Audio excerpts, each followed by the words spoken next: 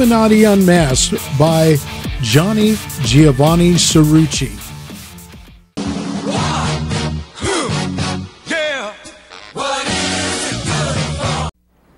I need a passport and matching credit card. And MI6 run out of plastic. Well, oddly, right now, you're the only person I think I can trust. That is odd.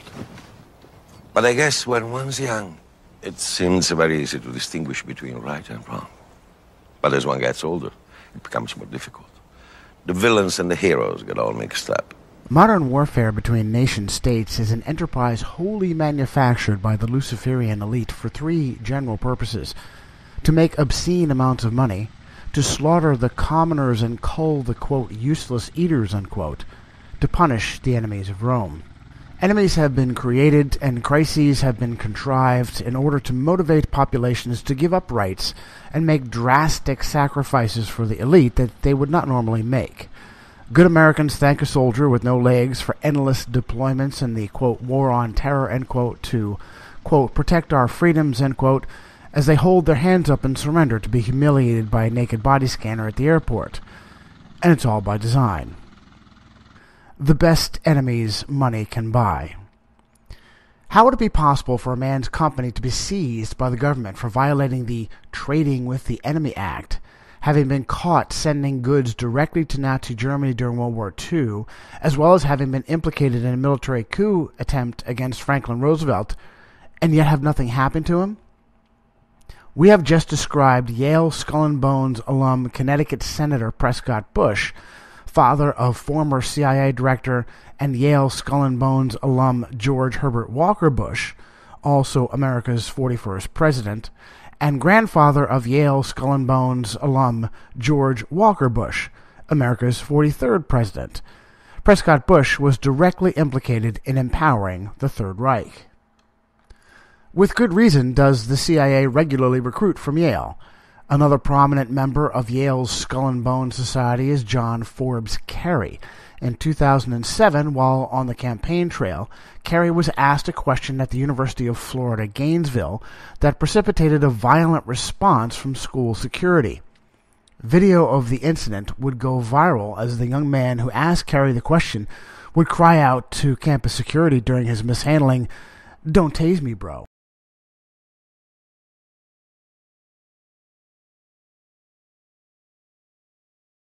We impeach Bush, all right? Also, were you a member of Skull and Bones in college with Bush? Were you in the same secret society?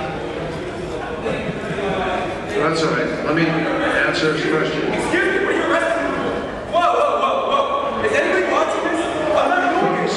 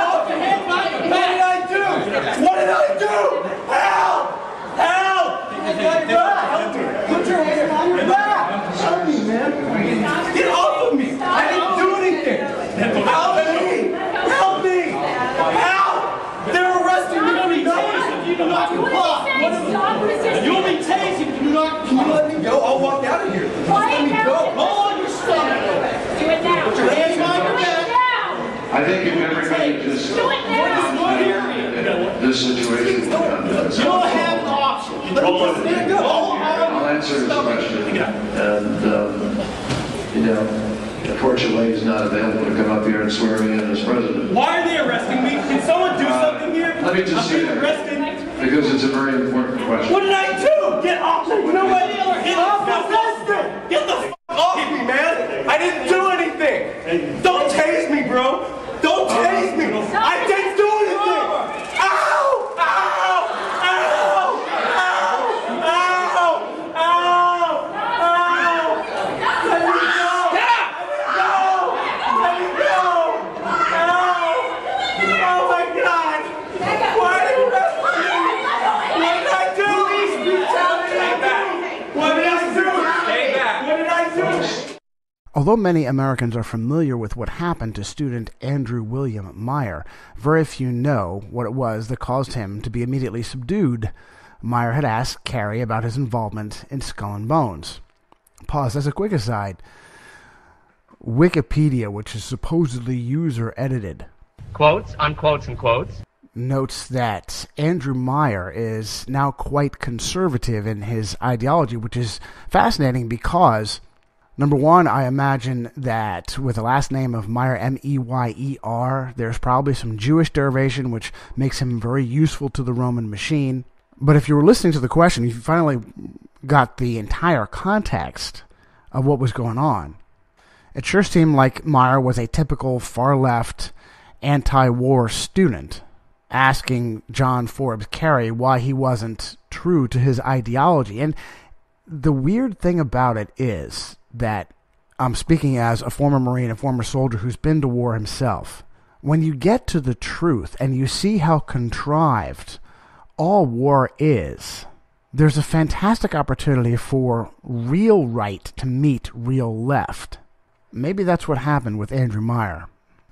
In the 2004 presidential election, America was given the electoral choice between John Forbes Carey, Yale Skull and Bones 66, and George Walker Bush, Yale Skull and Bones 68. Enough heads were being turned that CBS News risked a report on the subject.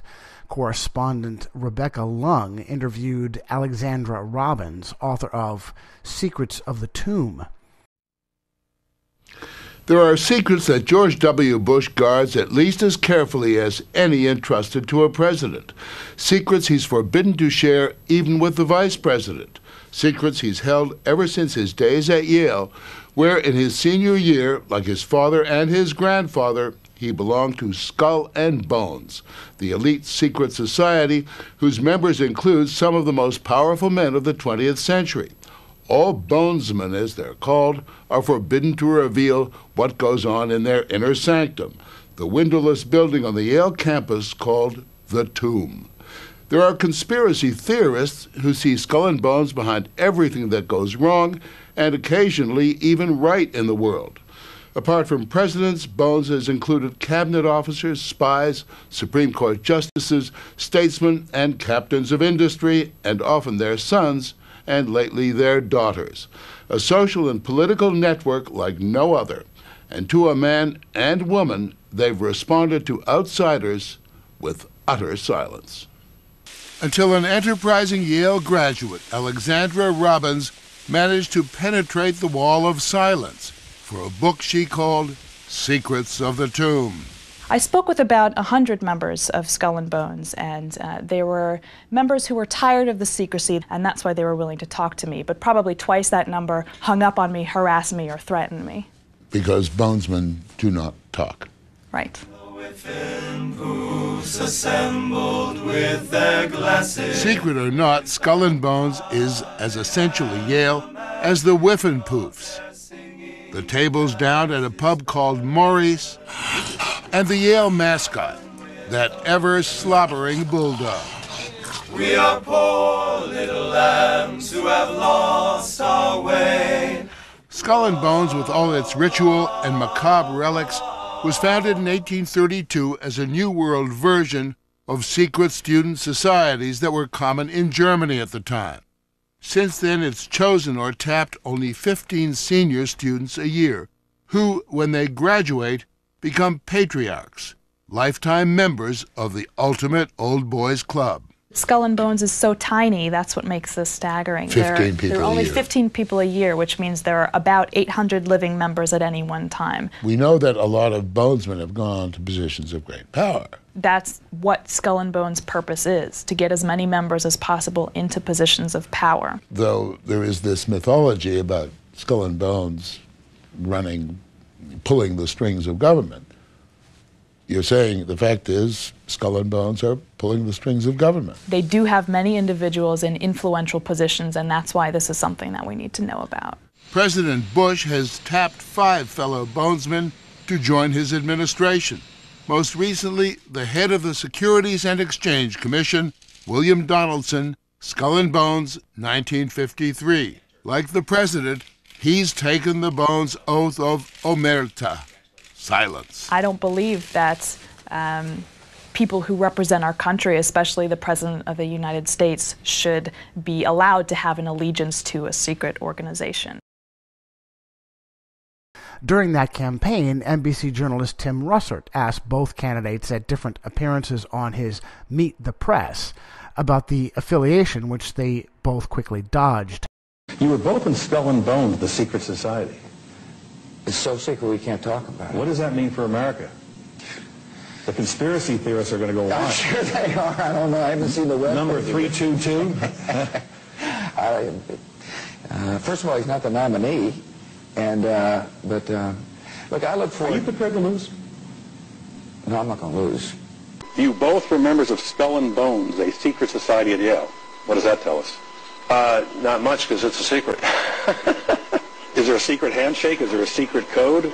I wish there were something secret I could manifest. 322, a secret number? There are all kinds of secrets, Tim, but one thing is not a secret. I disagree with this president's direction that he's taking the country. We can do a better job, and I intend to do it. And we'll be watching. Be safe on the campaign trail. John Kerry, thanks for joining us. And we'll be right back. Russert died 4 years later at the young age of 58 of a heart attack, although his physician, Dr. Michael Newman, stated Russert's coronary artery disease was well under control via medication and exercise. Those exact words were used to describe Andrew Breitbart's physical condition before his heart attack. Breitbart was only 43 years old and on the verge of announcing very damaging information regarding Barack Obama's past. Shortly after the autopsy, Breitbart's coroner, Michael Cormier, died of arsenic poisoning. The people that have gone out there against the mainstream media and said, you're going to call us racist, you're going to call us potential Timothy McVeighs, fuck you. War.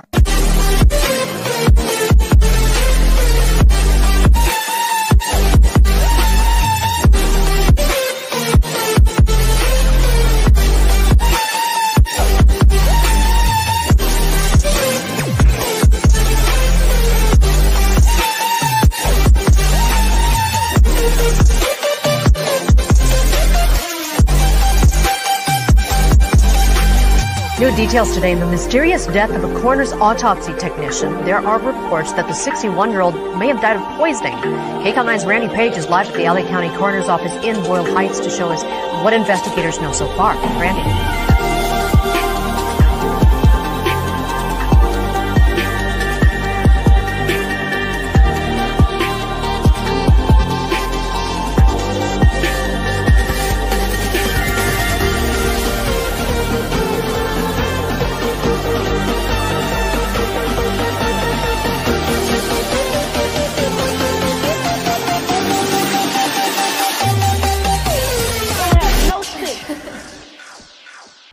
Follow the money.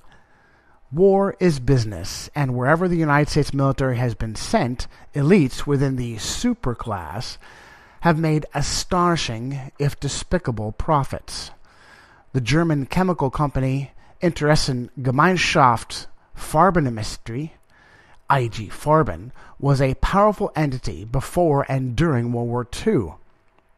Farben was the maker of Zyklon B, the gas that slaughtered many concentration camp victims, Jews, Christians, homosexuals, gypsies. It was also an organization that invested heavily in the Third Reich. Bayer and BASF are names many Americans recognize today. Those companies enabled the Third Reich, and Adolf Hitler utilized their help in attaining critical synthetic forms of rubber and oil. As well as contributing several 100,000 Reichsmarks to the Nazi Party, IG Farben was a key player behind the Holocaust. I next cite holocaustresearch.org. After a contract was initiated by a March 2, 1942 contract with IG Farben Industrie AG Auschwitz, the synthetic rubber and oil plant at Dowry near Auschwitz Monowitz, which provided forced labor, was under construction in November 1943. The Buna chemical plant produced synthetic oil and rubber from coal, which was the beginning of SS activity in camps in this location during the Holocaust. At its peak in 1944, this factory made use of 83,000 slave laborers. The pesticide Zyklon B, for which IG Farben held the patent, was manufactured by Degesch, Deutsche Gesellschaft für Schadstoffbekämpfung, which IG Farben owned 42.2% of in shares, and which had IG Farben managers in its managing committee. Today, the plant operates as Dowry SA. You would intuitively expect Farben to have been severely punished by the Allies after the war, but that did not happen. More from HolocaustResearch.org. After the defeat of the Third Reich at the International Military Tribunal held in Nuremberg, the United States, as the occupying power, conducted trials against the top officials of three major industrial concerns, Krupp, Flick, and IG Farben. All the defendants were acquitted of the first count. 9 were found guilty of the second. Crouch, Fritzer Meer, the board member responsible for the entire Buna production, Ambros, Budafich, and Durfeld were found guilty of the third. The IGF plants located in the Soviet zone of occupation were nationalized. However, in the zones occupied by the Western powers, no change of ownership took place. Basically, the conglomerate was broken up into its original three major components, Bayer, BASF, and Hoechst, whose balance sheet by the end of the 1950s already exceeded that of the original IGF.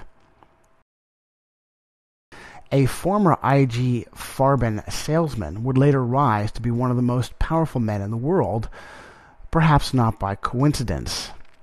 Here I cite Behold a Pale Horse by Milton William Cooper. In the early 1940s, the IG Farben Chemical Company employed a Polish salesman who sold cyanide to the Nazis for use in Auschwitz. The same salesman also worked as a chemist in the manufacture of the poison gas. After the war, the salesman, fearing for his life, joined the Catholic Church and was ordained a priest in 1946.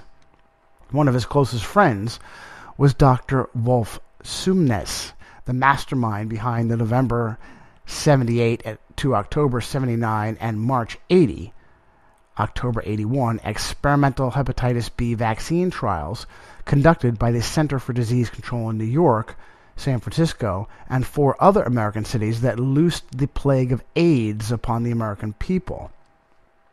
The salesman was ordained Poland's youngest bishop in 1958.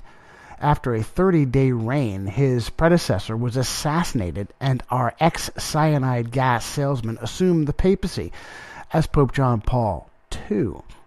In 1990, as the right time with the right leaders, ex-chief of the Soviet secret police, Mikhail Gorbachev, ex-chief of the CIA, George Bush, ex-Nazi cyanide gas salesman, Pope John Paul II, all bound by an unholy alliance to ring in the New World Order. Hoechst AG is another dark company, and their latest invention is abortion in a bottle, a pill that will kill an unborn child before there is need to go to a Planned Parenthood clinic. However, what is less well publicized are the terrible after effects, like a woman being unable to pass the body of her dead child, and life-threatening infections resulting, or serious internal bleeding occurring. Truly sick minds are responsible for the drug's name, RU486. We have met the enemy, and he works on Wall Street. Economist, historian, and writer, Hoover Institute fellow Dr. Anthony Sutton, 1925 to 2002, found that the American IG Board of Directors held some interesting interlocks with other powerful companies. Carl Bosch, Ford Motor, Edsel Ford, Ford Motor, H.A. Metz, director of IG Farben in Germany and Bank of Manhattan, C.E. Mitchell, director of the Federal Reserve Bank of New York and National City Bank, Walter Teagle, U.S. director of the Federal Reserve Bank of New York and Standard Oil of New Jersey. Dr. Sutton noted that Walter Teagle and Standard Oil helped keep the German war effort afloat almost single-handedly. Standard Oil was founded by John David Rockefeller. Skull and boned. The Bush family have been elite power players in American politics for generations, and they have been vetted by the Yale Skull and Bones Secret Society. Secret societies are gateways to power for the elite, initiating them into a literal Luciferian agenda and blackmailing them with sexual, sadistic, and satanic rituals.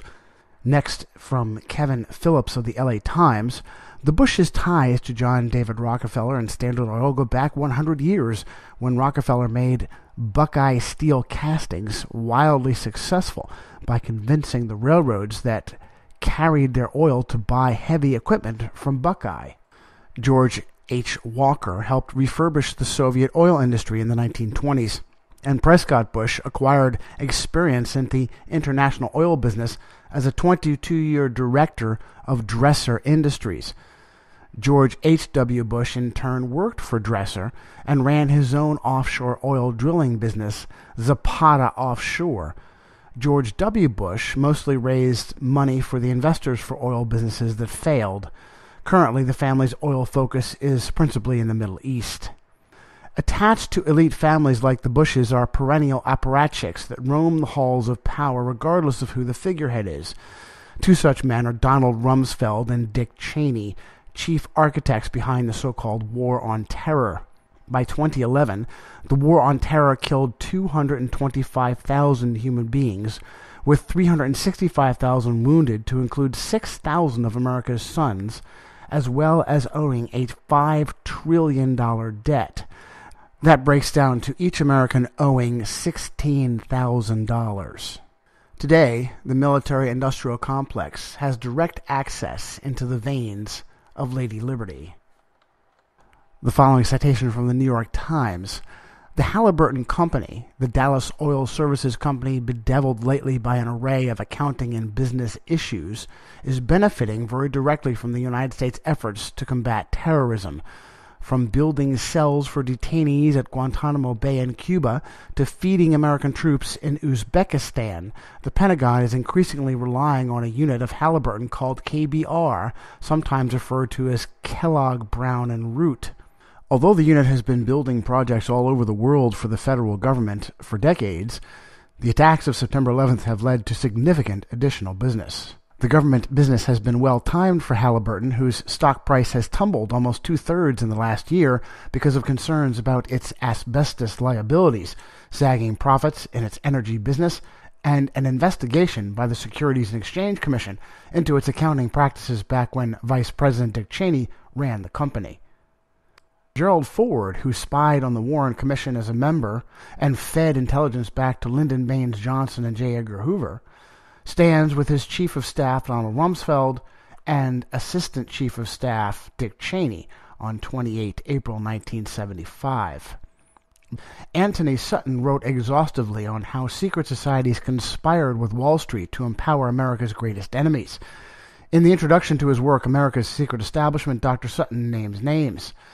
We trace the extraordinary Skull and Bones influence in a major Hegelian conflict, Nazism versus communism. Skull and Bones members were in the dominant decision-making positions: Bush, Harriman, Stimson, Lovett, and so on, all Bonesmen, and instrumental in guiding the conflict through use of right and left. They financed and encouraged the growth of both philosophies and controlled the outcome to a significant extent. This was aided by the reductionist division in science, the opposite of historical wholeness. By dividing science and learning into narrower and narrower segments, it became easier to control the whole through the parts. Pause. As a quick aside, you will never read the words Catholic, Vatican, or Jesuit in Anthony Sutton's work. Not only did Prescott Bush get away with high treason repeatedly, but two successive generations of Bushes ruled over America from the White House, with more on the way.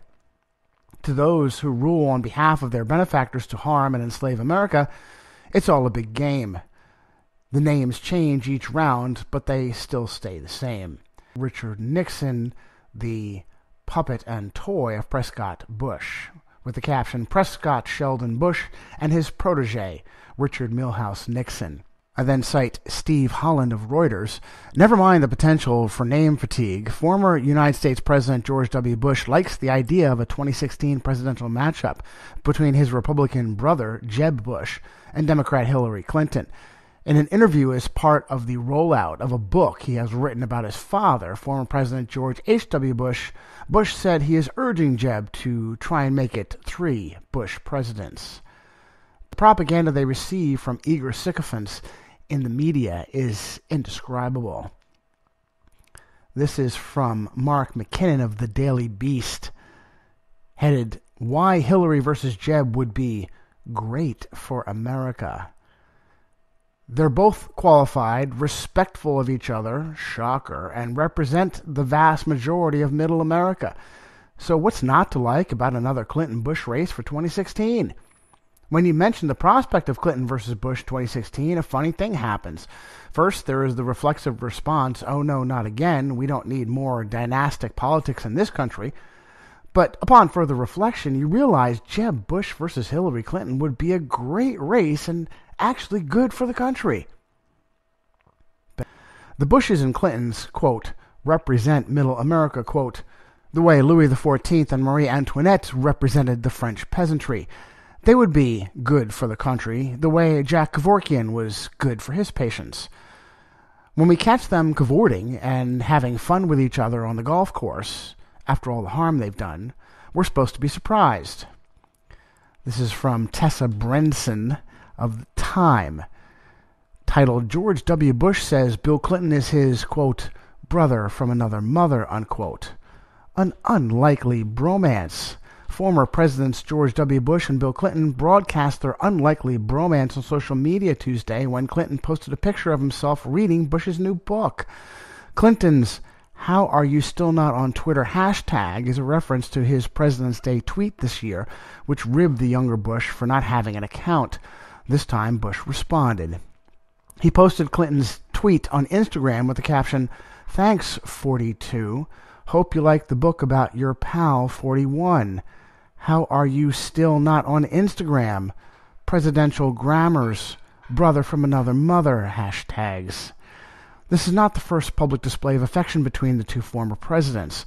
Clinton often refers to himself as the black sheep son of the Bush family, and Bush challenged Clinton to the ALS Ice Bucket Challenge earlier this year. Their bipartisan friendship is all the more remarkable given that Clinton beat Bush's father, President George H.W. Bush, in the 1992 election, ousting Bush Sr. after only one term in office. It was the CIA who built an empire for the Bushes and Clintons on a mountain of cocaine. This could only be possible if a malignant international agency were at work pulling the strings. The Fourth Reich. The worst political plagues of modernity, from Nazism to communism, were birthed by the Society of Jesus. I'm quoting from Emmanuel Josephson.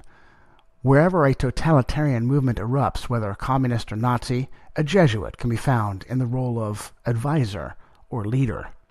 Adolf Hitler's tour de force, Mein Kampf, was so heavily edited by a vehemently anti-Semitic Jesuit priest, it was practically ghostwritten by him. Otto Strasser was a figure key in the Nazi Party of the 1930s.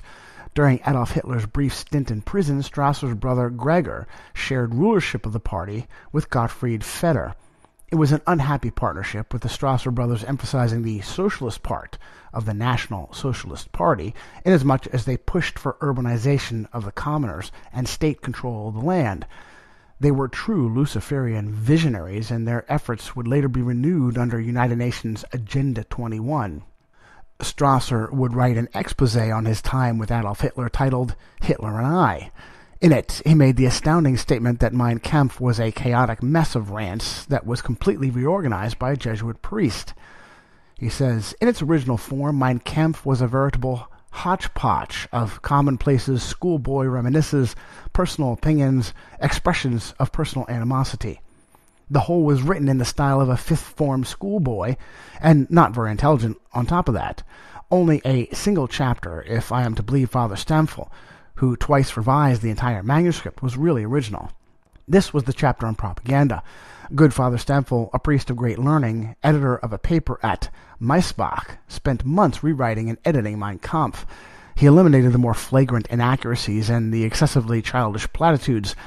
Hitler never forgave Father Stempfel for getting to know his weaknesses so well. He had him murdered by a special death squad on the night of June 30th, 1934. Wikipedia Deutsch confirms this.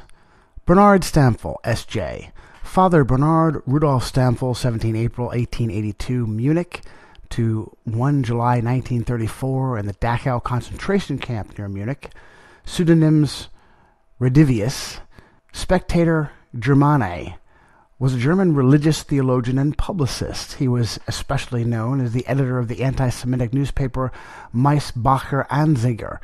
The research part accepted that he was an important employee of Adolf Hitler's book Mein Kampf. The existence of the anti-Semitic magazine Maisbacher Anzeiger is confirmed via the Essays of German Jewish Studies. In his book Hitler Speaks, reformed Nazi Hermann Rausching stated that Hitler drew his inspiration for order and regime from both the Jesuits and the Vatican. Citing Rausching, "I have learned especially from the Jesuit order. Moreover, as far as I remember, Lenin did the same.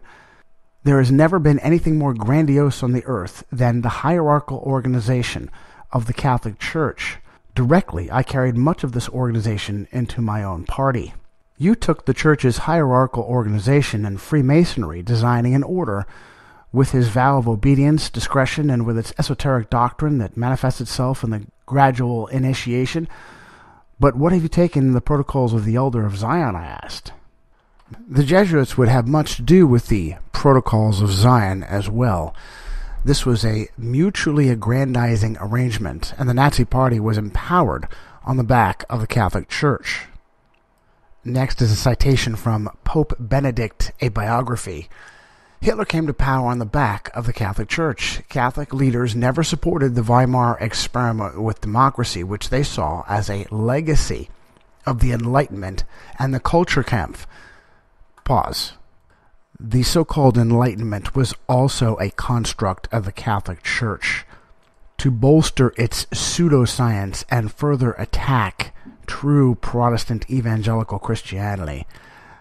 Back to the citation. The Enabling Act, which was the legal instrument giving Hitler the power to rule by decree, passed by the Reichstag on March 24, 1933, was able to squeak through only after it was endorsed by Monsignor Ludwig Kaas, the leader of the Center Party.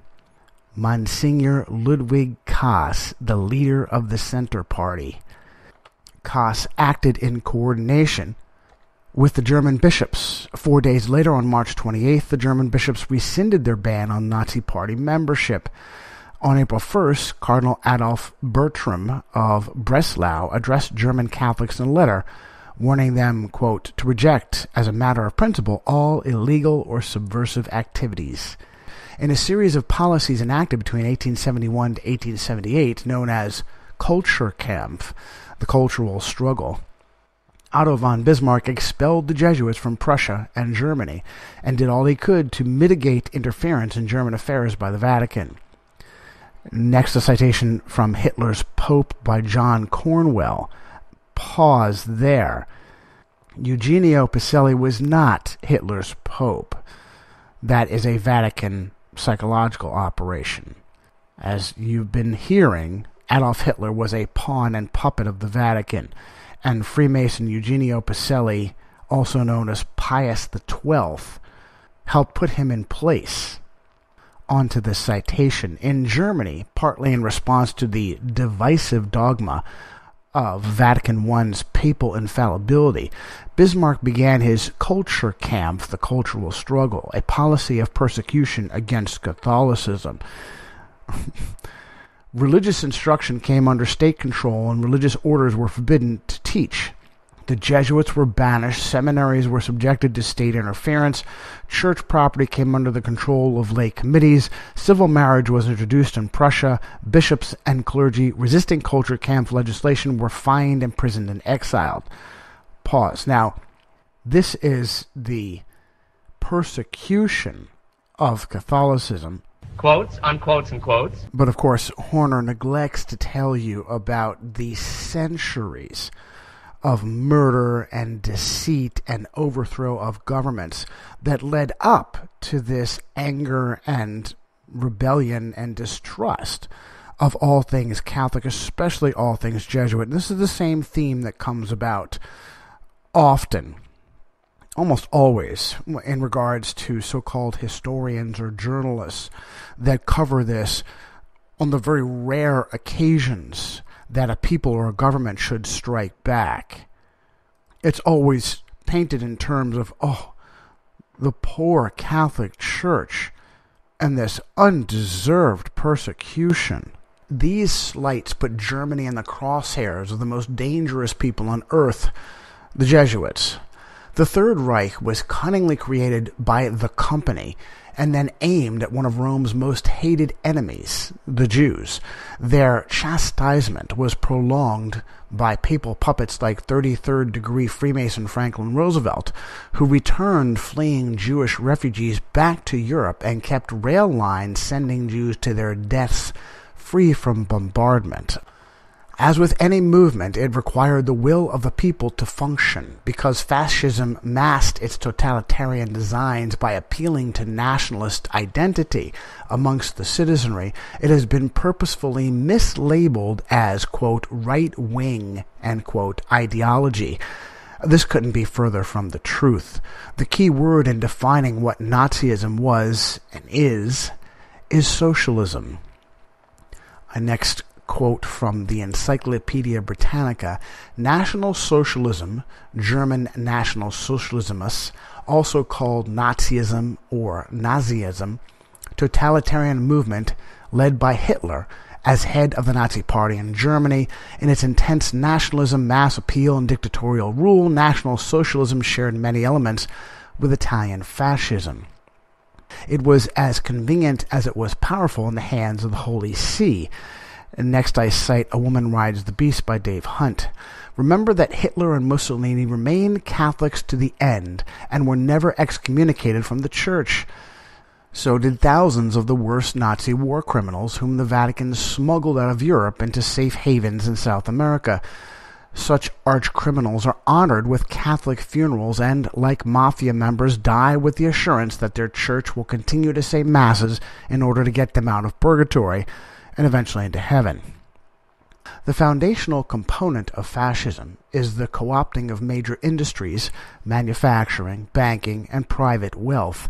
But fascism is profoundly Luciferian and shares all the same agenda of the original humanistic rebellion from Babylon through communism to the death and rebirth of the Muslim Caliphate, all manipulated by superclass families, Rome, and ultimately Satan. Superclass is a term coined by former Kissinger associate, managing director David Rothkopf, in his 2008 book of the same name to describe the 6,000-some-odd individuals who have wealth to immediately affect the political process of nation-states. And of course, Rothkopf gets published because he's Jewish. I next cite from another Jew, Jonah Goldberg, a conservative Jew, and therefore may fall into the category of controlled opposition. Only Jonah knows what he knows and what he keeps to himself to protect himself and harm us. But Liberal Fascism is a good book. It's a worthy read. In place of Christianity, fascism offered a new religion of the divinized state and the nation as an organic community. It is simply a fact that in the 1920s, fascism and fascistic ideas were very popular among the American left. Roosevelt's defenders openly admitted their admiration of fascism. Rexford Guy Tugwell, an influential member of Roosevelt's Brain Trust, said of Italian fascism, "It's the cleanest, neatest, most efficient operating piece of social machinery I've ever seen. It makes me envious. We are trying out the economics of fascism without having suffered all its social or political ravages," proclaimed New Republic's editor George Soule, an enthusiastic supporter of the Roosevelt administration. Fascism, like progressivism and communism, is expansionist because it sees no natural boundary to its ambitions. For violent variants like so-called Islamofascism, this is transparently obvious. But progressivism to envision also the New World Order. When people rise up and defeat the pseudo-right of fascism, the elite rise up on the left. Former United Kingdom Minister of Parliament and Cabinet member Charles Higham was shocked by the depth of collusion from Western moneyed interests to create the Nazi threat and subsequently fuel the post-war rise of communism. He wrote in his book, Trading with the Enemy, a presidential edict issued 6 days after December 7, 1941, actually set up the legislation whereby licensing arrangements for trading with the enemy could officially be granted. Often during the years after Pearl Harbor, the government permitted such trading. As for Roosevelt, the Sphinx still keeps his secrets. That supreme politician held all the forces of collusion and betrayal in balance, publicly praising those executives whom he knew to be questionable. Before Pearl Harbor, he allowed such egregious executives as James Damone of General Motors and William Rhodes Davis of the Davis Oil Company to enjoy pleasant tete-a-tetes with Hitler and Goering while maintaining a careful record of what they were doing. During the war, J. Edgar Hoover, Adolph A. Burl, Henry Morgenthau, and Harold Ikes kept the president fully advised of all internal and external transgressions. Why did even the loyal figures of the American government allow these transactions to continue after Pearl Harbor? Minister Higham was as perplexed in 1983 as Americans are today. How can such poisonous policies promoted by puppets and politicians not be proscribed and prosecuted by patriots? That's because they're promulgated by the papacy. Interlocked. One of the men who funded both the Nazi and Soviet threats to the West was Henry Ford. Next, I cite Anthony C. Sutton, a post-war congressional subcommittee investigating American support for the Nazi military effort described the manner in which the Nazis succeeded in obtaining U.S. technical and financial assistance as quite fantastic. At the outbreak of the war, Ford Werk placed itself at the disposal of the Wehrmacht for armament production. Ford Werk's American holders were a lifeline that kept the industrial legs of the cooperative effort alive. It was working so well, Ford extended help to Germany's old ally, Soviet Russia. Back to Sutton, a U.S. Air Force bombing intelligence report written in 1943 noted that principal wartime activities of the Ford plant are probably manufacture of light trucks and spare parts for all the Ford trucks and cars in service and access to Europe, including captured Russian Molotovs. Sutton continues, the Russian Molotovs were of course manufactured by the Ford-built works at Gorky in Russia. In France during the war, passenger automobile production was entirely replaced by military vehicles, and for this purpose, 3 large additional buildings were added to the Poissy factory. The main building contained about 500 machine tools, all imported from the United States and including a fair sprinkling of the more complex types such as Gleason gear cutters, Bullard automatics, and Ingersoll borers. Investigations into criminal activities of high treason were made impossible, as America's law enforcement bodies were equally co-opted, as were her political ones. Ratlines. At the conclusion of World War II, Nazi leaders were given safe passage to South America by the power of the Vatican. I next cite the Daily Telegraph. Germany is fighting to keep sealed the Adolf Eichmann files detailing the years of Holocaust chief logistic organizer spent on the run before he was captured by Mossad agents. Those hoping to have a 50-year secrecy order overturned believe the government is embarrassed by details within that may prove German and Vatican officials colluded in his escape and freedom. Pause. In no way does the German government share responsibility for this. This was 100% a Vatican operation used by Nazis through the power of the traitors in American government. Back to this spin of this citation. Indeed, the Church's practice of protecting its own perpetrators of various crimes has already been well established, with the tragic revelations of thousands of victims of child sex abuse by cleric pedophiles. For the current papacy under the German Pope Benedict XVI, the 4,500-page Eichmann dossier could be the smoking gun that would shoot down his plans to canonize Pope Pius XII, also known as Hitler's Pope.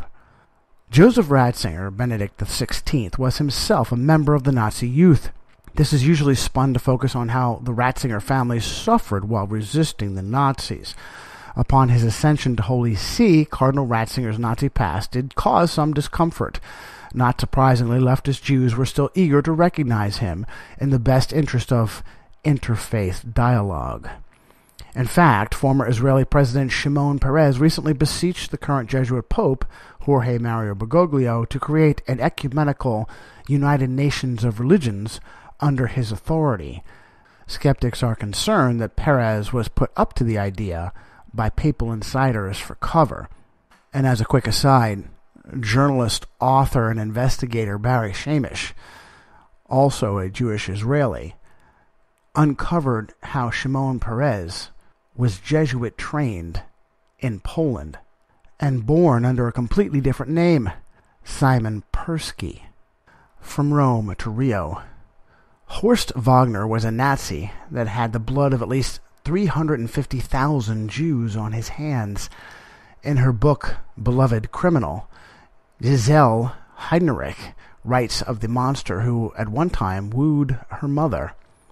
After escaping from a Nuremberg jail in 1948, he later explained to Heidenreich's mother how he was aided on his way to South America on the so-called Kloster Line, being given sanctuary in a number of convents and holy orders in Austria before heading to Rome. There, the German Bishop Alois Hudal, priest-confessor to the German Catholic community in the city, arranged for him to get a Red Cross passport in 1951. Hudal also arranged the paperwork for Franz Stengel, the commandant of the extermination camps of Sobibor and Treblinka, to flee to Brazil on a Red Cross passport using Vatican funds. Wagner settled in Bariloche, 1,000 miles south of Buenos Aires, on the edge of Patagonia, and celebrated weekly in Bavarian-style houses with the old SS comrades, drinking beer and singing the marching songs of the lost regime. Pius XII had been ruefully nicknamed Hitler's Pope, and it does little to heal old wounds when Catholic leaders continually petition for him to be canonized. Even recently, Pope Francis has stated that he's considering it. Further proof of war being used to punish the enemies of Rome resides in a 1999 lawsuit. Nazi war criminals helped ease the way for their expatriation with gold they stole from their victims. Surviving members of a forgotten Holocaust in Croatia attempted to get justice from the Catholic Church. Important watch. The hidden Holocaust, which, though well known to scholars, is rarely mentioned elsewhere, presumably because of the active involvement of the Catholic Church, which used the terror to win an estimated 200 to 300,000 new converts. The current lawsuit is on behalf of 3 groups of victims in the Croatian Holocaust: the Serbs, who were obliged to wear blue armbands marked with a P for Orthodox, the Jews, who had to wear the Star of David, and the Roma, whose extermination by the Nazis is called the Poramos. No serious historian disputes the claimant's accounts of the origin of the victim gold. And there's a citation: Serbians, Jews, and the Roma were slaughtered in their villages after unspeakable tortures, or burned alive in their churches. Those that were not murdered were expelled to Serbia proper after being despoiled of all their property or forcibly converted to the Roman Catholic faith by Franciscan and Roman Catholic clergy. Many were used as slave laborers. The remaining people were taken to concentration camps, where the majority perished. A United States federal appeals court has dismissed the case, claiming that the Vatican's bank is immune from such prosecution. Rome does indeed have a long arm. Free reign. In 1933, Prescott Bush coordinated with several large Wall Street firms and attempted a military coup against the leftist Freemason Franklin Roosevelt. It was lose-lose for America. Fascists if they win, communists if they lose. Unfortunately for the conspirators, they chose the wrong man for the job. Major General Smedley D. Butler was the only Marine Corps officer to be awarded not one but 2 Congressional Medals of Honor. He had seen more than his fair share of bloodshed in the Banana Wars, where Wall Street fruit interests used Marines to strong-arm themselves massive profits in Central and South America. Butler wrote a blistering indictment of the profiteering, which he delivered as a speech and later a 51-page pamphlet published by Round Table Press titled appropriately War is a Racket in 1935. His sentiments then easily read as if spoken by veterans today, broken and disenfranchised by the never-ending so-called War on Terror, but only if you multiply Butler's figures by several times. Next, a citation from War is a Racket. The normal profits of a business concern in the United States are 6, 8, 10, and sometimes 12%, but wartime profits, that is another matter. 20, 60, 100, 300, and even 800%. The sky is the limit. Take our friends the DuPonts, the powder people. They were a patriotic corporation. Let's look at their average yearly profit during the war years, 1914 to 1918. $58 million a year profit, we find. An increase in profits of more than 950%. Remember, this is 1935 dollars. How many of these war millionaires shouldered a rifle? How many of them dug a trench? How many of them knew what it meant to go hungry in a rat-infested dugout? But Major General Butler refused to be the front man for the coup against Roosevelt, and in 1933 he turned informant on Prescott Bush and co-conspirators like Ambassador to the Soviet Union Averell Harriman, Skull and Bones class of 1913, whose guarantee trust made profits off of both the Nazis and the Communists. No action was taken. I'm going to pause here, and I'm going to say that I probably should have written more cynically about Smedley Butler. How does someone rise to become a major general and get awarded 2 Congressional Medals of Honor? Well, you probably noticed in none of General Butler's diatribes are the words Catholic, Vatican, or Jesuit being heard. Dull S, a knife in the back. Playing the game of shuffling dictators in South America for wealthy interests was really Rome's forte. Everett Howard Hunt Jr. was the CIA's key agent for a host of important assignments in the 60s, from assassinating a sitting president to framing another president in the Watergate burglary. He also had a hand in overthrowing the government of Guatemala in 1954. Then President Jacobo Arbenz had opened elections to all parties and had even gone so far as to take back some of the land stolen by wealthy international interests. At that time, 3% of Guatemalan landowners held 70% of the land, so Arbenz nationalized over 1.5 million acres, including land belonging to his own family, and redistributed to the peons, the peasants, and the campesinos, the farmers. The problem for President Arbenz was that much of that land belonged to the United Fruit Company, who quickly called in some favors from the Dulles brothers. Everything you need to know about Dwight Eisenhower's Secretary of State, John Foster Dulles, or his director of the CIA, Allen Dulles, can be found in John Dulles' son, Allen's nephew, Avery Dulles. Avery was a Jesuit priest and a Lawrence J. McGinley Professor of Religion and Society at Fordham University. He would eventually become a cardinal in a move even the press was shocked by. The New York Times stated, "When Pope John Paul II designated dozens of new cardinals in early 2001, there were 3 from the United States. Archbishops Edward M. Egan of New York, Theodore McCarrick of Washington were unsurprising choices." Pause. 2 arch criminals, these archbishops. Rome takes particular pleasure in emplacing the worst pedophile protectors in the nation's capital. 5 years later, we've now been informed of some of Theodore McCarrick's heinous crimes in protecting pedophile clergy. And of course, you don't rise to become the Archbishop of New York unless you're equally evil. Back to the New York Times, which is a favorite outlet of propaganda for the CIA. It is common for heads of archdioceses to be given red hats, but the selection of Father Dulles was extraordinary. Pause. Note how the Jew-dominated New York Times is always careful to give due deference to Catholic clergy, calling priests fathers. Back to the citation. Although his was an influential voice in American Catholicism, he was not even a bishop, let alone an archbishop.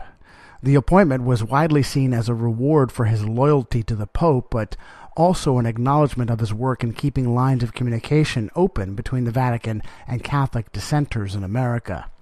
Avery Dulles had lines of communication that were critical to Rome. The Dulles brothers were powerful friends for anyone on Wall Street to have, and it spelled the end of the Arbenz administration in 1954. As E. Howard Hunt explained, the real authority behind regime change was the Catholic Church. At CIA headquarters in the summer of 1953, Alan Dulles, the agency's director, recruits E. Howard Hunt as his propaganda chief in the plot to oust Arbenz.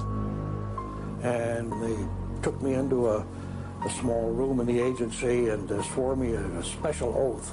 I must never tell what they were going to tell me.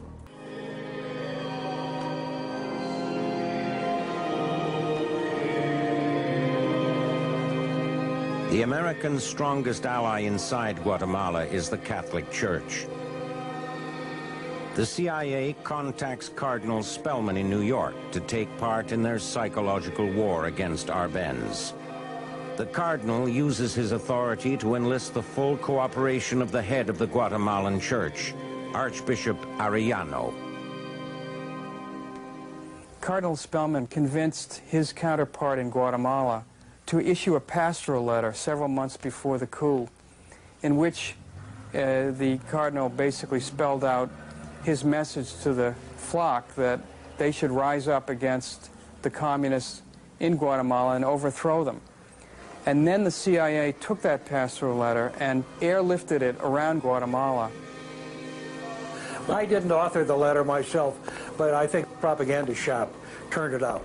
We had gotten the okay from Cardinal Spellman to go ahead with this, and I wouldn't presume to trace the lines of authority within the Catholic Church, how they get their information, but they do. And we've always said, you know, in an admiring way, that the Jesuits form the greatest intelligence service in the world, and always have. As usual, the reason why this documentary even aired is because it got the criminal elements in reverse, giving Rome plausible deniability as the puppets or pawns of the CIA.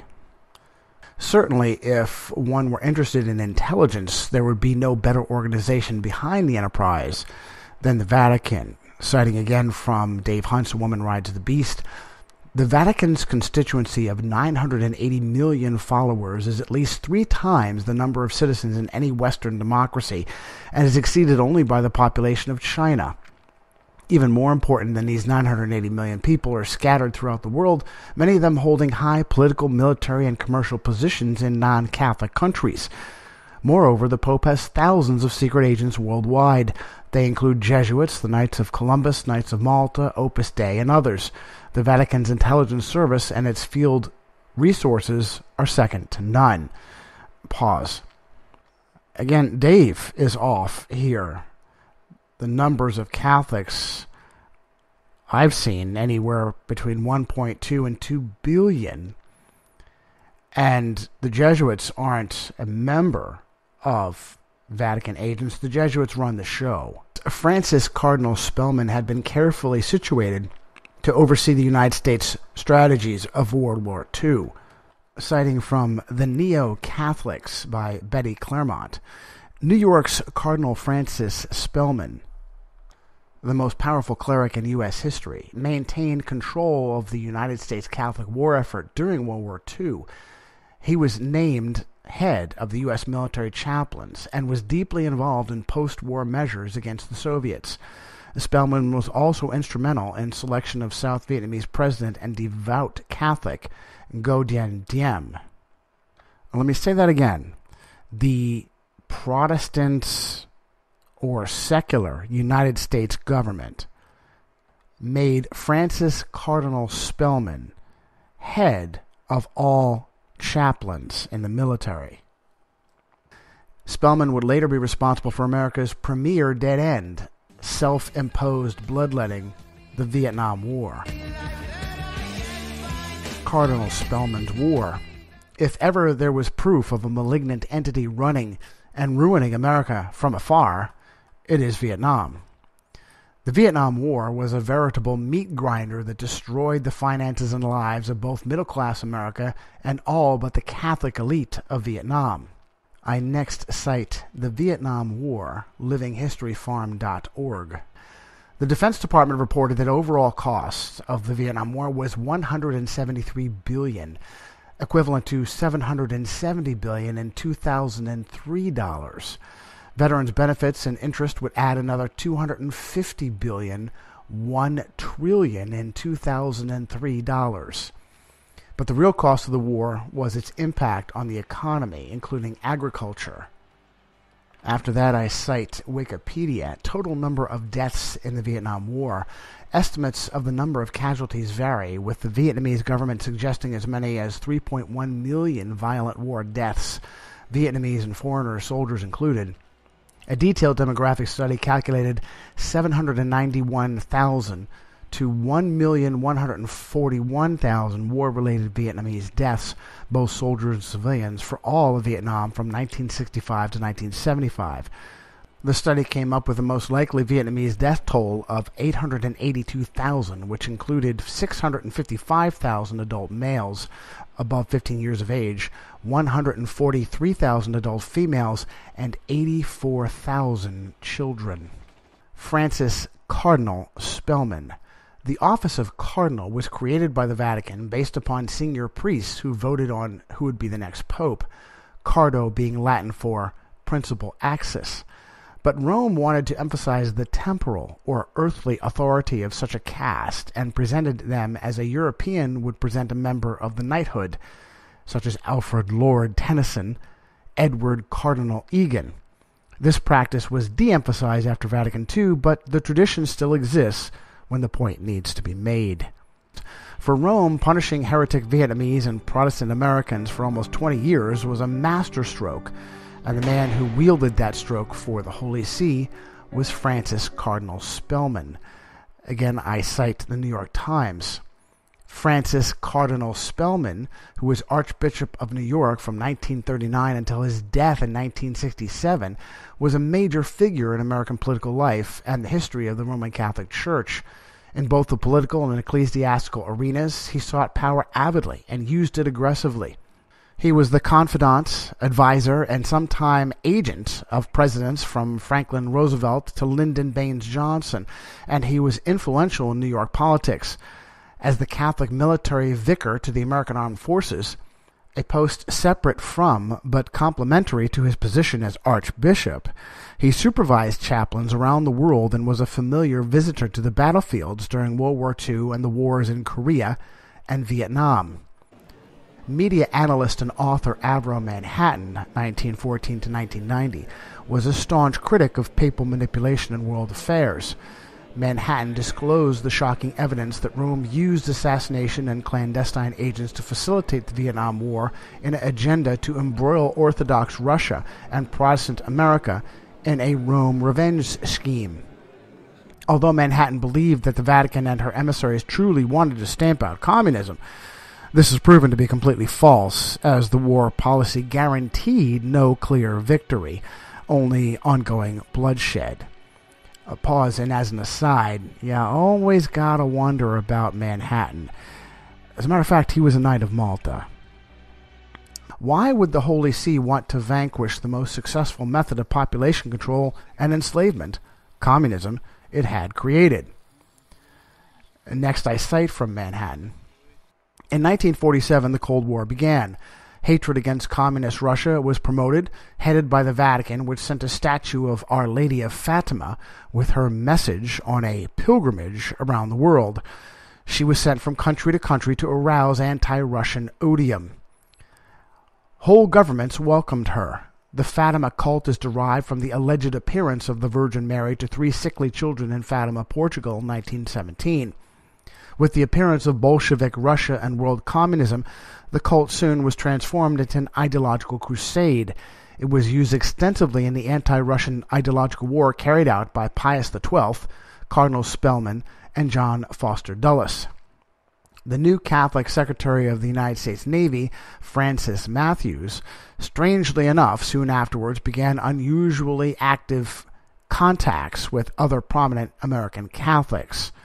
Pause, and as a quick reminder and aside, whenever someone is named, whenever a male has the name Francis, you always think that the parents had in mind honoring the co-founder of the Jesuits, Francis Xavier. Back to the citation.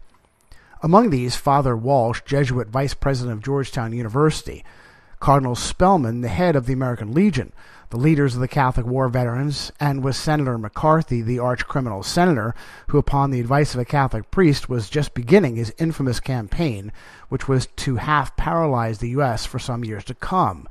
Let's pause again.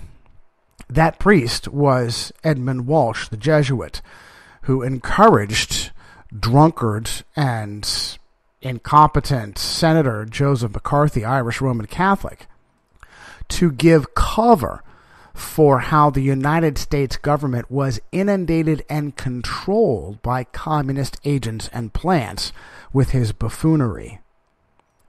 After he was discredited, they had free rein in a Machiavellian and Luciferian art of war chess move. Back to the citation, Jesuit Father Walsh, the foremost Catholic authority in the U.S. and a former Vatican agent in Russia in 1925, told the American people that President Truman would be morally justified to take defensive measures proportionate to the danger, which of course meant the use of the atom bomb.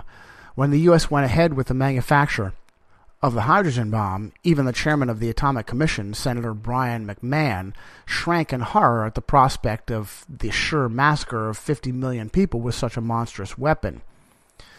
The United States Secretary of State, John Foster Dulles, was the center of powerful anti-communist groups and anti-Russian lobbies, whose chief objective was in total harmony with that of the Vatican. These groups were disproportionately influenced by the Catholic elements and with few notable exceptions were supported by the Catholic Church in the United States. When therefore the Vietnam problem came increasingly to the fore, both the Vatican and the U.S. focused their joint activities toward that country. The chief formulators of the strategy were Secretary of State John Foster Dulles in the diplomatic field and Cardinal Spellman in the ecclesiastical. The importance of the latter was paramount, since Cardinal Spellman was the linchpin between Washington and the Vatican. This was so because Spellman had the ear not only of the powerful politicians and military men in the United States, but equally that of the Pope, a personal friend of his. And as a quick aside, the Vatican could appear to be devoutly anti-communist because its goal was to inflame and keep going the blood-letting, money-making machine of the Cold War. Commiserating Catholic communists in Castro's Cuba, how could America suffer nearly 2 decades of bloodletting, stalemate, and war profiteering at the hands of tiny Vietnam? Because the Jesuit Father General wanted it that way. How could Fidel Castro, still alive at this writing in 2015, survived the anti-communist wrath of the Central Intelligence Agency, who had slaughtered a sitting president in broad daylight? This is the same organization that had weaponized cancer and heart attack guns at their disposal since the early 60s. I wonder if you roll that over.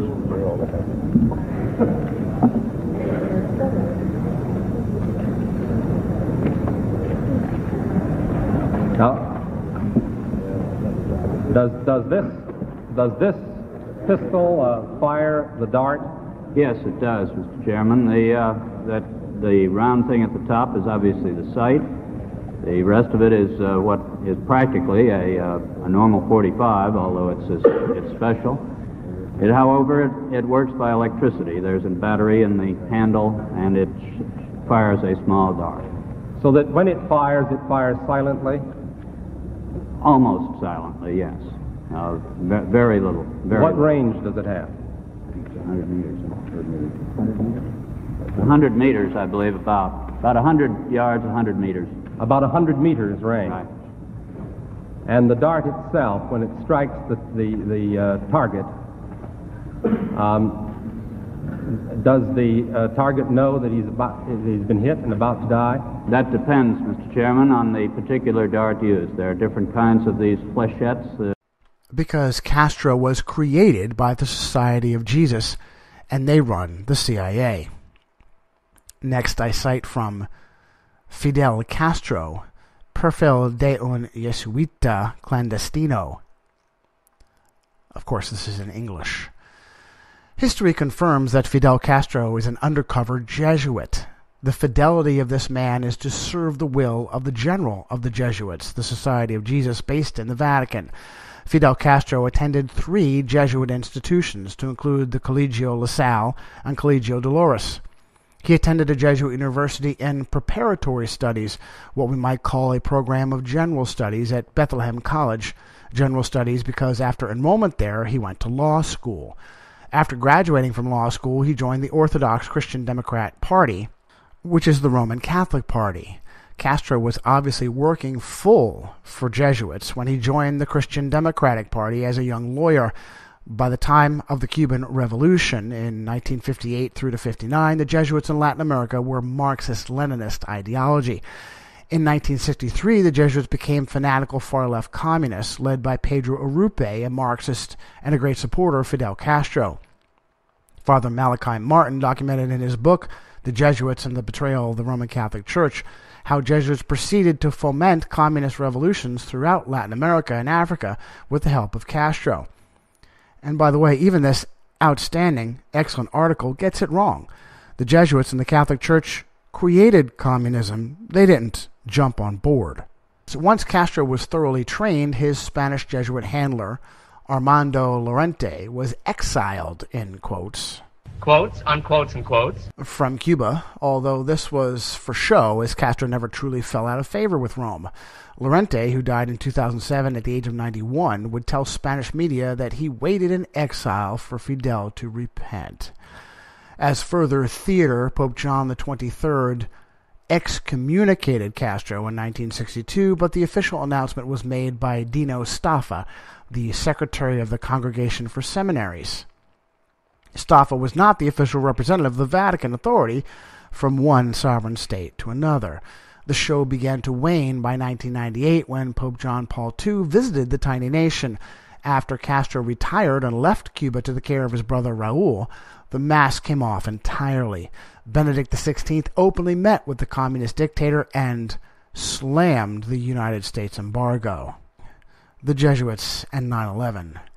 On September 11, 2001, 2 planes made architectural engineering history by causing 3 massive buildings to pancake into their own footprint: World Trade Center 1, 2, and 7. That morning, Vice President Dick Cheney, former chairman and CEO of Halliburton, gave orders that at least one underling felt obliged to question, according to the congressional testimony of Transportation Secretary Norman Mineta, who was in the room at the time. Mineta assumed these were orders to stand down from shooting the jetliner that supposedly hit the Pentagon. During the time that the airplane coming in to the Pentagon, there was a young man who would come in and say to the vice president, the plane is 50 miles out.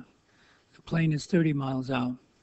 And when it got down to the plane is 10 miles out, the young man also said to the vice president, do the orders still stand? And the vice president turned and whipped his neck around and said, of course the orders still stand. Have you heard anything to the contrary? Well, at the time I didn't know what all that meant. Well, as an aside, Secretary Mineta still doesn't know what it meant. Because clearly, if it was meant to be the go-ahead to shoot down the airliner, it would have happened. What egregious spin. What it certainly looks like to me was this was a cog, a traitorous pawn, who had some level of insight into the unbelievable treason of 9/11 and would dare to question his ghoulish master. Sex trafficking survivor Kathy O'Brien made the claim that Dick Cheney was an arch child rapist and a fiend who took pleasure in hunting children in best Hunger Games fashion. On September 10th, 2001, Defense Secretary Donald Rumsfeld made the shocking announcement that he had lost $2.3 trillion. Tangled in our anchor chain. Our financial systems are decades old. According to some estimates, we cannot track $2.3 trillion in transactions.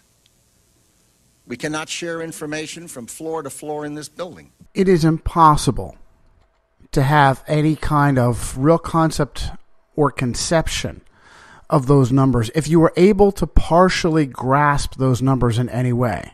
If you were able to see the harm, and let me pause and not call that negligence. It is not negligence. It is criminal activity. It is mass theft of the American people on a biblical scale. And it is absolutely a capital crime. Did Rumsfeld and his handlers think it was funny to disclose that the day before the September 11th false flag that they conducted? Regardless of who you understand is behind 9/11, a rational examination of Rumsfeld's statement should easily put his head on the block and his bosses. Yet the number of people who were prosecuted for those crimes is the same number of those whose job it was to protect us from terrorists flying planes into buildings. The same number of people who were prosecuted after the United States government gave military-grade weapons to a vicious Mexican drug cartel. None.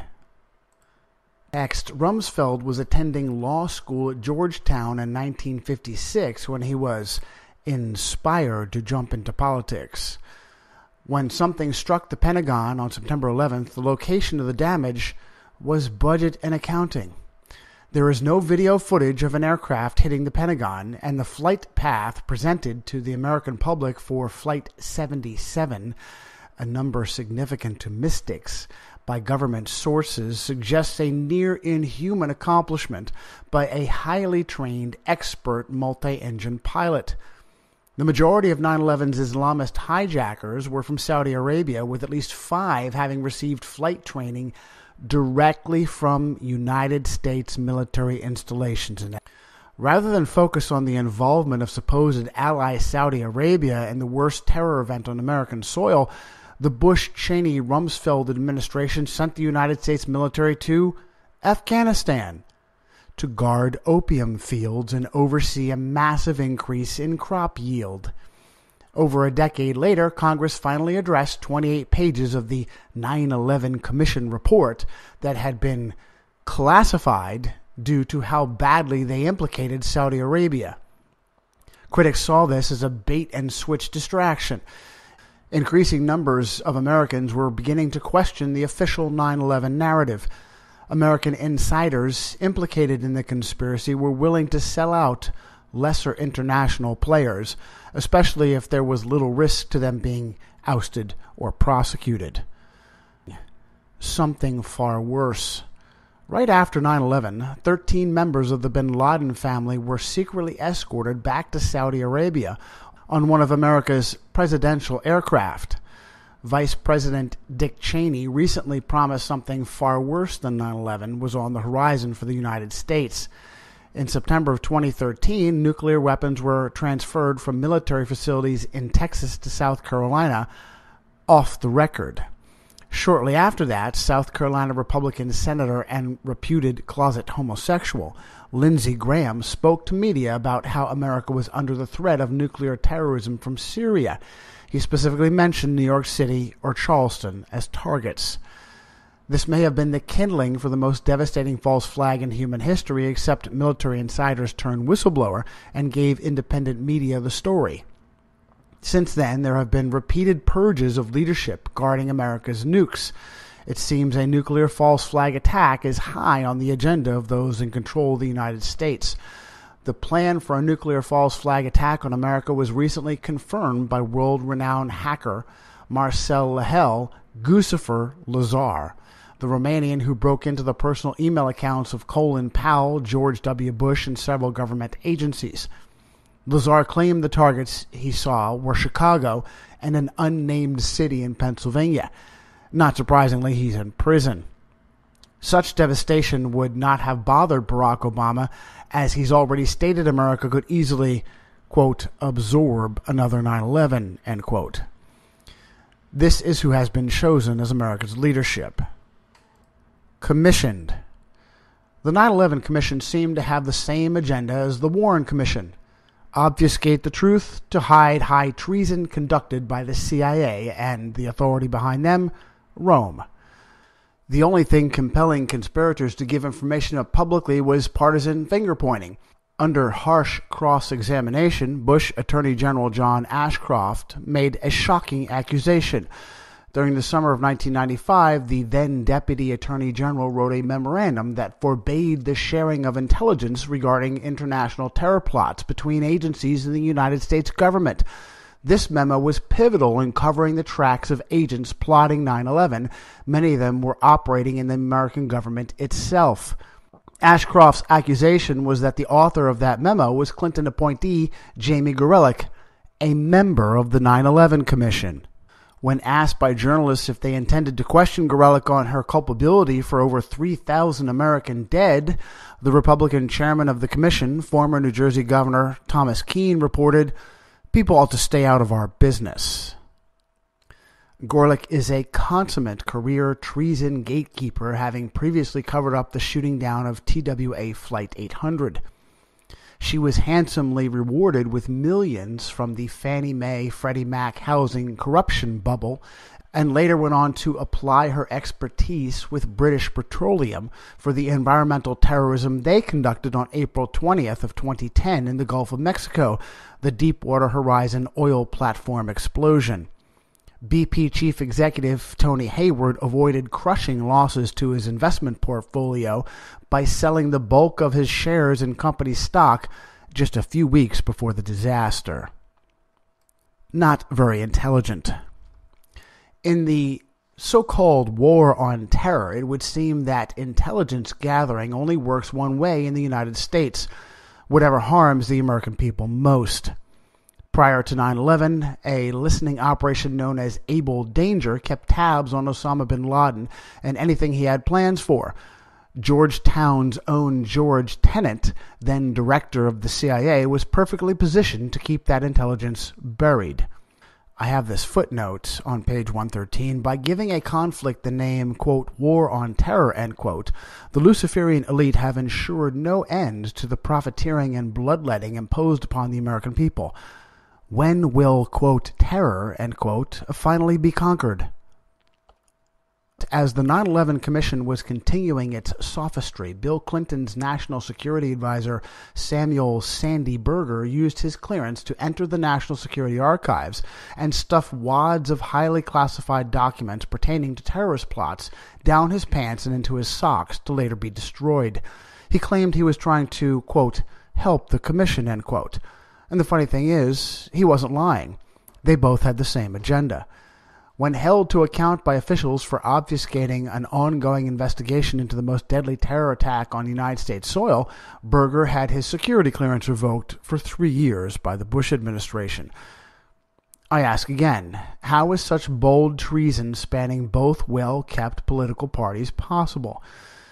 It is being promulgated by powerful papists. As an aside, Berger, who died in 2015 from cancer at the age of 70, was a Jew who was also central to the Clinton high treason of slipping communist China designs on United States nuclear warheads. He was also a close friend of Jewish pedophile pimp Jeffrey Epstein.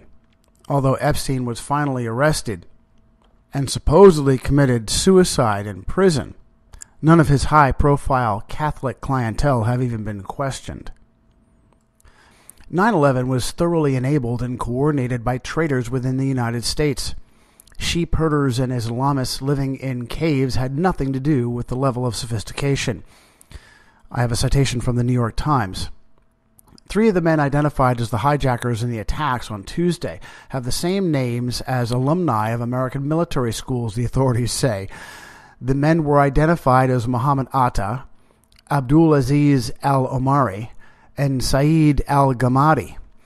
The Defense Department said Mr. Atta had gone to the International Officers School at Maxwell Air Force Base in Alabama, Mr. al-Omari to the Aerospace Medical School at Brooks Air Force Base in Texas, and Mr. al-Ghamadi to the Defense Language Institute at the Presidio in Monterey, California.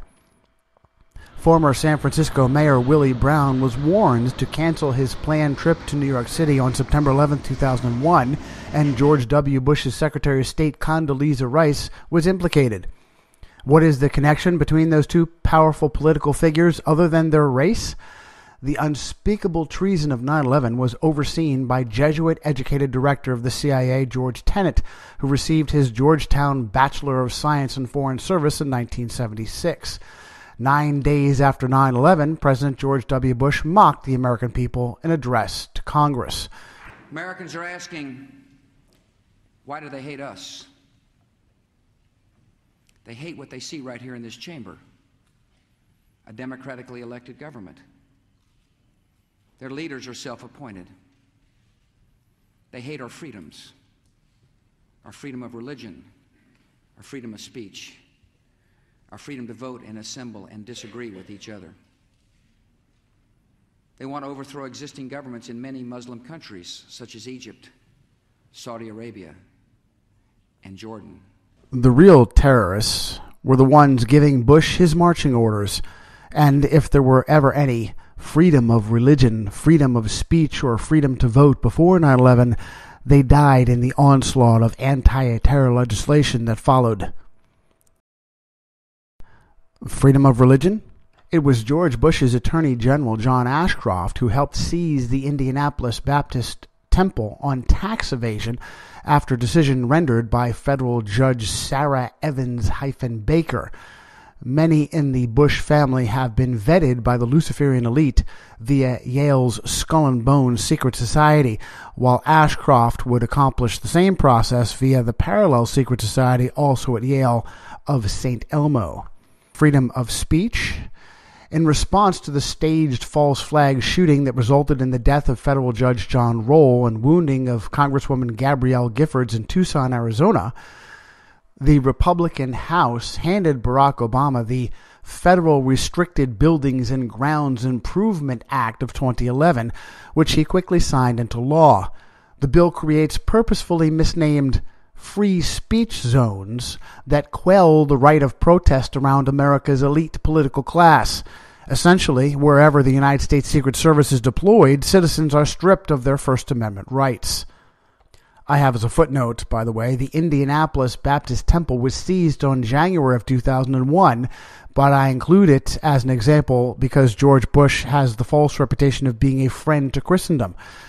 It also bears out my virulent criticism of career leftist women with multiple last names being wholly unqualified for critical authority positions such as federal judge. One would assume that such a clear violation of the Bill of Rights would quickly be nullified in a court of law. To date, no such ruling has been rendered, nor is it likely to be. Freedom to vote? In 2010, the Tea Party revolution in response to the election of Barack Obama and the surly passage of the so-called Affordable Health Care Act, written behind closed doors, was crushed by the Republican leadership in the House of Representatives. The handful of upstarts who were elected that year were completely marginalized, and the Republican Party actively sought out existing fiscal hawks for punitive action, ensuring that the financial destruction of the United States would continue unabated. Pre-planned. On August 2, 1990, Saddam Hussein invaded Kuwait. Iraq had been suffering heavily from war with Iran. In a surprising move of betrayal, several Middle East neighbors were worsening the cost by taking a loss in their oil output through overproduction to hammer Hussein. Saddam was mystified as to why Arab brothers would subvert their own self-interest to help crush the Iraqi economy. I have a citation from Tom Cooper and Brigadier General Ahmad Sadiq. During the Arab League summit held in Baghdad in late May of 1990, the Iraqi president demanded $27 billion from Kuwait while blaming Kuwait and Saudi greed for oil and equating them with an act of war against Iraq. Kuwait, Saudi Arabia, and the United Arab Emirates responded that they would lower their oil output, but, in essence, all the corresponding Iraqi demands were in vain. Arab countries continued producing more oil than assigned to them by OPEC, thus lowering the price. The result was that the Iraqi economy experienced increasing problems while attempting to recover from the long war with Iran. This same tactic is being used today to focus on another target of the one world elite, Russia. Kuwait was further provoking her neighbor by illegally tapping into Iraqi deposits via slant drilling and border disputes. In July of 1990, the United States ambassador to Iraq was told to assure Saddam Hussein that the United States would keep hands off as the Iraqis did what they needed to keep afloat. Next, I have a citation from Saeed Aburish. The record of the meeting on 27 July 1990 between Saddam Hussein and United States ambassador to Iraq, April Gillespie, is now available. Saddam initiated the meeting at which Gillespie thought she was going to see Iraqi Foreign Minister Tariq Aziz. Still, Gillespie gave Saddam something he had not expected. She told him in clear terms that America did not object to raising the dollar price of oil to a figure in the mid-20s and described the Kuwaiti-Iraqi border dispute as an inter-Arab affair in which America did not wish to interfere. The Saddam-Gillespie meeting was followed by considerable inter-Arab activity, which culminated in a meeting in Riyadh between Kuwait, Iraq, and Saudi Arabia on 31 July 1990. Iraq, emboldened by Gillespie's green light and friendly letter of 27 July 1990 from George Bush to Saddam, made much of the fact that it was being bled to death economically. Many considered George H.W. Bush sending a woman as an ambassador to a conservative Middle Eastern nation as inept at best and self-destructive at worst. In hindsight, however, Gillespie's gender may have made it much easier for her to be marginalized if the wrong questions were asked. I then have a citation from the Los Angeles Times. When April C. Gillespie was named United States ambassador to Iraq in 1987, she was, it seemed, a rising diplomatic star. Only 45 and one of a handful of experts in the U.S. on the Arab world, she was the first woman to head an American embassy in the Middle East. Today, Gillespie is a bureaucratic non-person. Although the State Department maintains that she is handling important special assignments, Gillespie is effectively being held incommunicado, forbidden to talk to either the press or to Congress. The ambassador's dramatic slide began last July 27th when, according to an Iraqi transcript that leaked out later, she told Iraqi President Saddam Hussein that the United States would not take a position in the growing border dispute between Iraq and Kuwait. Pardon me, I need to correct myself. Her name is more properly pronounced Gillespie. Within a month of the Hussein-Gillespie meeting, Iraq would invade Kuwait. Citizens in all nations were distraught over the chaos. Americans were concerned that the battle would precipitate a world war. Before a joint session of Congress, George H.W. Bush struck a discordant tone, speaking as if the turmoil was of no concern because an outcome was already determined, and world leaders from east to west were all on board. And we stand today at a unique and extraordinary moment. The crisis in the Persian Gulf, as grave as it is, also offers a rare opportunity to move toward an historic period of cooperation. Out of these troubled times, our fifth objective, a new world order, can emerge, a new era, freer from the threat of terror, stronger in the pursuit of justice, and more secure in the quest for peace.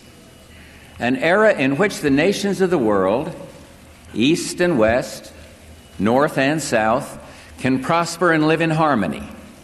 100 generations have searched for this elusive path to peace, while 1,000 wars raged across the span of human endeavor. And today that new world is struggling to be born, a world quite different from the one we've known, a world where the rule of law supplants the rule of the jungle, a world in which nations recognize the shared responsibility for freedom and justice, a world where the strong respect the rights of the weak. This is the vision that I shared with President Gorbachev in Helsinki. He and other leaders from Europe, the Gulf, and around the world understand that how we manage this crisis today could shape the future for generations to come. The date of that speech was September 11th, 1990. As President Bush number 41 was speaking to Congress, military men at the Pentagon were putting the finishing touches on a plan already worked out to invade Iraq. The facilities there were working flawlessly as proof of how well designed the notorious five-sided structure was. Its foundation was precipitously laid just a few months before America was dragged into World War II on September 11, 1941. Why 9/11? Why has the date of September 11th been repeatedly chosen by Luciferians for advancing the one world order? Scholar in residence at Faithful Corporation, Dr. Michael S. Heiser, has an answer. Pause, and as an aside, I consider Michael Heiser, at best, a willing agent, we call them coadjutors, of Rome, and at worst, perhaps even an incognito ordained Jesuit, with how he carefully avoids the information critical to Christendom of Rome being the fourth and final beast, the great harlot drunk on the blood of the saints. Heiser is no armchair blogger. He earned his M.A. and Ph.D. in Hebrew, Bible, and Semitic languages. Again, as an aside, sounds like a Jesuit resume to me. Text Revelation 12 speaks of a great sign in heaven. A great sign appeared in heaven, a woman clothed with the sun, and the moon under her feet, and on her head a crown of 12 stars. And she was with child, and she cried out, being in labor and in pain, to give birth. Then another sign appeared in heaven. Behold, a great red dragon having 7 heads and 10 horns, and on his heads were 7 diadems. And his tail swept away 1/3 of the stars of heaven and threw them to the earth. And the dragon stood before the woman who was about to give birth, so that when she did give birth, he might devour her child. She gave birth to a son, a male child, who is to rule all the nations with a rod of iron. And her child was caught up to God and to his throne. Revelation 12, 1-5. Heiser has taken this information and applied it literally. Some scholars contend that the gospel message was passed on as far back as Adam to his children, and they to theirs via the stars. Psalm 19:1 says, "The heavens declare the glory of God, and the firmament showeth his handiwork." Job 38 may have spoken to this practice. As Yahweh chastens Job regarding his divine plan and wisdom, he asks, "Canst thou bind the chains of the Pleiades, or loose the bands of Orion?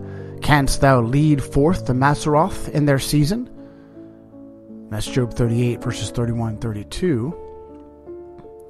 This is the only place in Scripture where the Mazzaroth is mentioned. Its actual definition is in dispute, but experts believe it was an astrological discipline that utilized stellar constellations as aids in teaching Yahweh's message. Astrology has been subsequently perverted by paganism, much as other messianic truths have been. It is interesting to note that of the major constellations, only Orion and the Pleiades are gravitationally linked. Other constellations are illusions of perspective. Pause. This was before I had a radical change in my perspective on our cosmology. What are the stars? Is space travel possible? Where did we get our reality? Unfortunately, our reality comes from Rome, and it's a false reality. But I'll save that for another time. Applying Revelation 12 to the constellations results in surprising specificity. Most scholars agree that the woman is Israel and the child is the foretold Messiah, Yeshua of Nazareth. There is only one female constellation, Virgo, the Virgin, whose chief star is Spica. For 20 days each year, Virgo is literally clothed with the sun. Our sun passes in front of or through Virgo, depending on when. The sun appears to be in the middle of the constellation, Virgo's abdomen. Sometimes, while the sun is passing through Virgo, the moon is at her feet. Norton's star atlas places 12 stars visible to the naked eye around the Virgin's head. Above the Virgin's head can sometimes be found a conjunction between Regulus and Jupiter and the constellation of Leo. Regulus is the king's star, as Jupiter is the king's planet. This alignment was highly prized in presaging a royal birth.